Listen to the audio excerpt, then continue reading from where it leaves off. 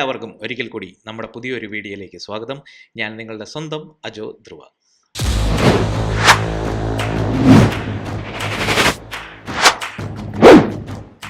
ഇന്നത്തെ എൻ്റെ വ്ളോഗ് ഫോട്ടോഗ്രാഫിയെ ഒരു ബിസിനസ്സായി കാണുന്നവർക്ക് വേണ്ടിയിട്ടാണ്. അതെ, ഫോട്ടോഗ്രാഫി ഒരു ബിസിനസ്സായിട്ട് കാണുന്നവർ പ്രധാനമായിട്ട് 8 കാര്യങ്ങൾ ശ്രദ്ധിക്കണം.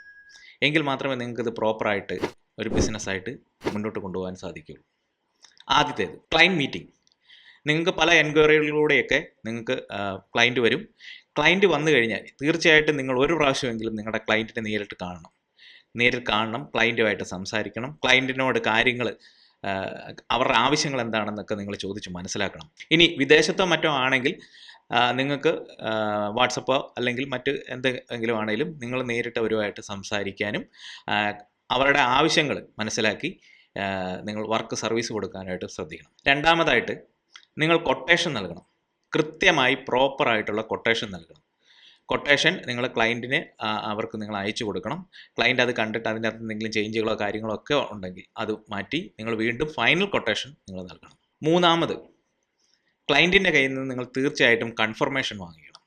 അത് ഇമെയിൽ ആയിട്ടോ അല്ലെങ്കിൽ അത് നിങ്ങൾക്ക് ഉതകുന്ന ഏത് രീതിയിലാണെങ്കിൽ നിങ്ങൾ ആ കൺഫർമേഷൻ ലെറ്ററോ ആയിട്ടോ അല്ലെങ്കിൽ മറ്റേതെങ്കിലും രീതിയിൽ നിങ്ങൾ കൺഫർമേഷൻ വാങ്ങിക്കണം. ചില ഫോട്ടോഗ്രാഫേഴ്സ് കോൺട്രാക്റ്റുകൾ വരെ ചെയ്യാറുണ്ട്. പക്ഷേ ഞാൻ അത്രയൊന്നും ഇത് പറയുന്നില്ല. പക്ഷേ എന്നാലും നിങ്ങൾക്കൊരു കൺഫർമേഷൻ ലെറ്റർ നിങ്ങൾ വാങ്ങിക്കുന്നത് നല്ലതായിരിക്കും. നമ്മൾ കൊട്ടേഷൻ കൊടുത്ത് ഒരു കൺഫർമേഷൻ തന്നു കഴിഞ്ഞാൽ അഡ്വാൻസ് തീർച്ചയായിട്ടും വാങ്ങിക്കുക എന്നുള്ളത്. നമ്മൾ വർക്കിൻ്റെ ഒരു 10% എങ്കിലും നമ്മൾ ആദ്യം തന്നെ വർക്ക് ബുക്ക് ചെയ്യുമ്പോൾ തന്നെ നമ്മൾ അഡ്വാൻസ് ആയിട്ട് വാങ്ങിക്കണം. കാരണം ആ ഡേറ്റിൽ നമുക്ക് മറ്റേതെങ്കിലും വർക്ക് വന്നു കഴിഞ്ഞാൽ ഈ വർക്കിൽ എന്തെങ്കിലും ഒരു അല്ലെങ്കിൽ ഡേറ്റ് മാറുകയോ എന്തെങ്കിലും വന്നു കഴിഞ്ഞാൽ നമുക്ക് അത് ബുദ്ധിമുട്ടുണ്ടാകാതിരിക്കാൻ വേണ്ടിയിട്ട് നിങ്ങൾ അഡ്വാൻസ് ഫസ്റ്റായിട്ട് വാങ്ങിച്ചിരിക്കണം. ഏറ്റവും ഇമ്പോർട്ടൻ്റ് ആയിട്ടുള്ള കാര്യം നല്ല സർവീസ് നൽകുക എന്നുള്ളതാണ്. ആ പറഞ്ഞ ഡേറ്റിൽ അവർ പറഞ്ഞ കാര്യങ്ങൾ നല്ല വൃത്തിയായിട്ട് നമ്മൾ ചെയ്തു കൊടുക്കുക എന്നുള്ളതാണ്. അതാണ് നമ്മൾ സർവീസ് എന്ന് പറഞ്ഞത്. പിന്നെ നല്ല പെരുമാറ്റം. നമ്മൾ കസ്റ്റമറിന് നമ്മളവിടെ ചെന്ന് ഫംഗ്ഷന് ചെന്ന് കഴിഞ്ഞ് കഴിഞ്ഞാൽ നല്ല പെരുമാറ്റത്തോടു കൂടി കസ്റ്റമറിന് ഏറ്റവും നല്ല രീതിയിൽ സർവീസ് നൽകുക എന്നുള്ളതാണ് നമ്മുടെ 5ാമത്തെ കാര്യമായിട്ട് വരുന്നത്. 6ാമത്തെ കാര്യം വർക്ക് നമ്മൾ കൊട്ടേഷനിൽ പറയുന്ന ഡേറ്റിൽ കൃത്യസമയത്ത് ക്ലയൻറ്റിന് കൊടുക്കുക എന്നുള്ളതാണ്. കൃത്യസമയത്ത് കൊടുത്തു കഴിയുമ്പോൾ തന്നെ നമ്മൾ പറയുന്ന ഡേറ്റിൽ നമ്മൾ കൊടുത്തു കഴിയുമ്പോൾ തന്നെ അവർ നമ്മളെ മറ്റ് വർക്കുകളിലേക്ക് നമ്മളെ റെഫർ ചെയ്യും. അപ്പം തീർച്ചയായിട്ടും നമ്മൾ ആ കൃത്യസമയത്ത് തന്നെ വർക്ക് ക്ലയൻറ്റിന് നൽകുക എന്നുള്ളതാണ്. ഇനി ഇൻ കേസ് നമുക്ക് ആ വർക്ക് ആ ഡേറ്റിൽ തന്നെ നമുക്ക് കൊടുക്കാൻ പറ്റിയില്ലെങ്കിലും തീർച്ചയായിട്ടും ക്ലയൻറ്റുമായിട്ട് നമ്മൾ കമ്മ്യൂണിക്കേറ്റ് ചെയ്യണം. എന്ത് കാരണം കൊണ്ടാണ് നമുക്ക് വർക്ക് ഒരു ദിവസം അല്ലെങ്കിൽ 2 ദിവസം അല്ലെങ്കിൽ ഒരാഴ്ചയും കൂടി നീണ്ടുപോകുക, അല്ലെങ്കിൽ ഒരാഴ്ച മുമ്പ് പറ്റുമെങ്കിൽ നിങ്ങൾ ആ കൊട്ടേഷനിൽ പറഞ്ഞേക്കുന്ന ഡേറ്റിനേക്കാൾ ഒരു 10 ദിവസം മുമ്പ് ക്ലയൻറ്റിന് കൊടുക്കുകയാണെങ്കിൽ കൂടുതൽ സന്തോഷമാകും. അപ്പോൾ അത് നിങ്ങളൊന്ന് പ്രത്യേകം ശ്രദ്ധിക്കേണ്ടതാണ്. 7ാമത്തെ കാര്യം നമ്മൾ കൊട്ടേഷനിൽ പറയുകയും ക്ലയൻറ്റുമായിട്ട് എഗ്രി ചെയ്യുകയും ചെയ്ത പേയ്മെൻറ്റ് വാങ്ങിക്കുക.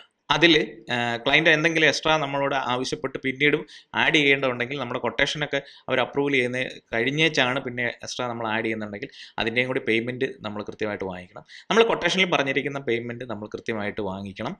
കൂടുതലായിട്ട് എന്തെങ്കിലും സർവീസ് നമ്മൾ കൊടുത്തിട്ടുണ്ടെങ്കിൽ അതിനുള്ള പേയ്മെൻറ്റും നമ്മൾ കൃത്യമായിട്ട് അതിൽ വാങ്ങിക്കുക തന്നെ ചെയ്യണം. 8ാമത്തേതും ഈ പറഞ്ഞ കാര്യങ്ങളിലെല്ലാം നല്ല പോലെ ഇമ്പോർട്ടൻ്റ് ആയിട്ടുള്ള മറ്റൊരു കാര്യമുണ്ട്.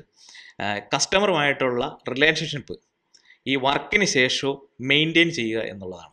നിങ്ങൾക്കറിയാം, ഒരു വെഡ്ഡിങ് അവരുടെ കൃത്യമായിട്ട് ആനിവേഴ്സറികളൊക്കെ വരുമ്പോഴത്തേക്കും അവർക്ക് വിഷ് ചെയ്തുകൊണ്ടുള്ള അവരുടെ ഫോട്ടോയൊക്കെ വെച്ചിട്ടുള്ള കാർഡുകളൊക്കെ അയക്കാം. മറ്റെന്തെങ്കിലും ഗിഫ്റ്റുകളൊക്കെ വേണമെങ്കിൽ അവർക്ക് കൊടുക്കാം.